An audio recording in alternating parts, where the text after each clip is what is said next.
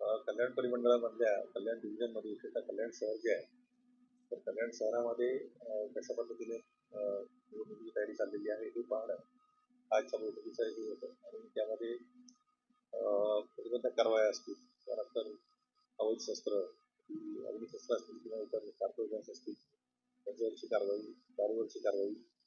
आणि इतर अनुषंगिक ज्या सगळ्या गोष्टी आहेत ज्या इलेक्शनच्या काळामध्ये त्यांच्या प्रतिबंध या सर्वांचा एक आढावा या निमित्ताने घेतला आणि त्यानंतर 20 तारखेला मतदान आहे तर 20 तारखेचं मतदान त्या दिवशी आपला कशा पद्धतीने बंदोबस्त असला पाहिजे कोणत्या ठिकाणी बंदोबस्त असला पाहिजे त्याचं नियोजन त्यांचं काय आहे याच्याबद्दलचा आढावा घेतला आणि एकंदरीत मला असं वाटतं की कल्याणची चांगली तयारी झालेली आहे आणि त्यामुळं ही निवडणूक ही शांतपणे पार पडल्याचा मला पूर्ण विश्वास आहे